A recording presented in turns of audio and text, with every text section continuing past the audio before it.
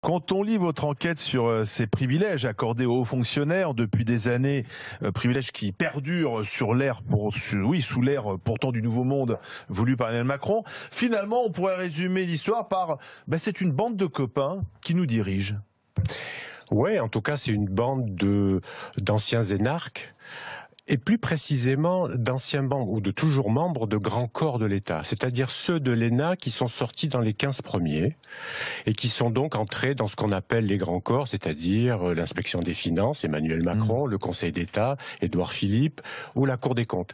Et ces gens-là, d'année en année, trustent l'ensemble de l'État, mais aussi des grandes entreprises, des entreprises publiques, et se les refilent les uns les autres. Quelle que soit d'ailleurs la couleur politique du gouvernement qui nous dirige, finalement, eux ne bougent pas. Ce système perdure, gauche, droite ou maintenant En Marche. Et vous nous révélez que plus de 150 cadres de Bercy étaient mieux payés que le chef de l'État en 2015. Oui, et 600 hauts fonctionnaires de l'ensemble des ministères gagnent plus que le chef de l'État. Alors je ne sais pas si ces chiffres sont scandaleux. Ce que je sais que ce qui est scandaleux, c'est que ce ne soit pas c'est le manque de transparence. C'est l'opacité. Et pourquoi? Vous croyez que maintenant on était dans l'ère de la transparence, notamment en ce qui concerne l'argent public? Oui. Pour les ministres, par exemple, on pour les ministres maintenant, pour les députés, mais pas pour les hauts fonctionnaires. Les notes que je révèle sont classées confidentielles, un peu comme le code nucléaire. C'est hallucinant. Pourquoi? On a peur de quoi? Du montant, tout de même, je pense. Il faut quand même savoir que les gens arrêtent de payer leurs impôts. Certains gagnent plus de 250 000, voire 300 000 euros par an, tout de même. En faisant quoi? En étant haut fonctionnaire, c'est-à-dire en ayant... Fonctionnaire, ça veut dire quoi? Parce que c'est assez large. Il y a des ambassadeurs. Eux, on peut dire que c'est assez légitime parce qu'ils prennent des risques pour certains. Oui, et puis notamment celui qui est en Afghanistan, qui est le mieux payé d'ailleurs, les ambassadeurs. Ça, on peut le comprendre. Ouais. Et puis, mais enfin, c'est net d'impôt, tout de même.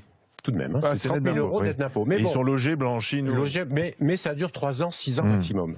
Ceux de Bercy, c'est à peu près à vie, enfin à vie jusqu'à la retraite, et ils sont jamais sanctionnés. Et donc ils ont ces salaires-là à vie, sans être sanctionnés. Sans prendre de risque finalement, parce que c'est ce que vous dites. Alors que ce sont eux qui demandent aux citoyens français aujourd'hui, et c'est tout le sujet de mon livre en quelque sorte, c'est que ces gens-là, en Macronie, demandent aux Français de prendre des risques, ils le disent. De changer plusieurs fois de boulot, de carrière.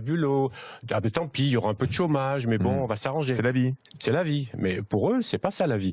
Un exemple. Le conseiller social d'Emmanuel Macron aujourd'hui, Monsieur Imbert, était un consultant, donc il était dans le privé. C'est celui qui a fait les lois El Khomri, donc sur la flexi-sécurité.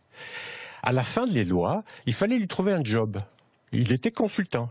Qu'est-ce qu'on a fait? Qu'est-ce qu'Emmanuel Macron et François Hollande à l'époque ont fait? Ils l'ont nommé inspecteur des finances à vie, avec un salaire à vie.